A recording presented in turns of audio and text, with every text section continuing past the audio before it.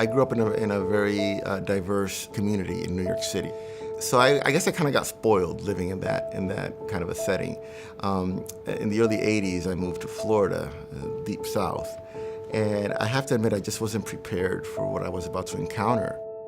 I remember I did my last year of high school in Florida, and eventually I noticed that I was the only person of color in the school bus. And I didn't think anything of it because it was an exciting new experience for me until I started to experience some kind of, I guess I became the target of attacks. And one specific attack was one morning I'm riding in the school bus. A young lady had befriended me on the bus, and so she started sitting with me.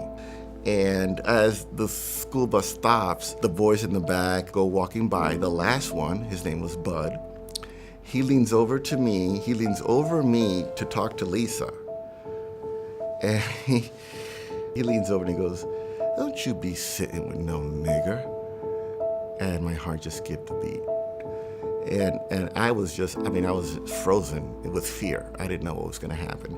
And then the school bus driver, she overheard it, and she immediately ordered Bud off the bus. And so I looked at Lisa and I'm like, wow. And she goes, "Don't pay him no mind. He's like his dad. His dad is the Imperial Dragon of the Orlando chapter of the KKK. So that's where he gets it from." And I'm like, oh, great. The girl that sat next to me, her dad eventually bought her a car. I'll never forget, a little Ford Escort. She immediately asked me to ride with her so I wouldn't have to ride the bus with Bud and his buddies. And I thought that was excellent. That way I can get away from them, right? Big mistake. One day when we're getting out of school, we go to her car, and her car's plastered with these stickers saying, "The KKK is watching you." All over her car, her windows, her rears, her mirrors, everything. I was like, wow, it doesn't end. And it doesn't matter how I feel about others. What matters is how they were feeling about me.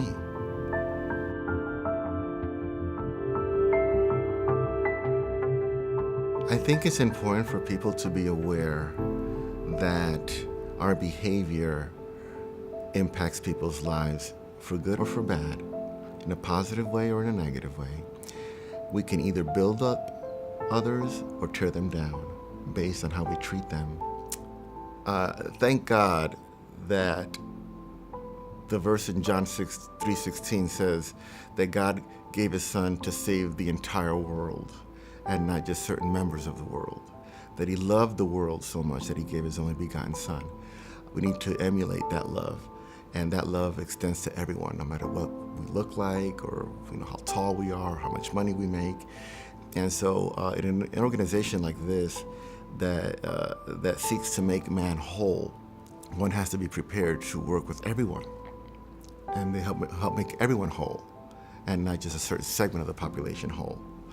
I think that helps to it reflects our mission here on earth until our Savior comes again. And so I think it's very important.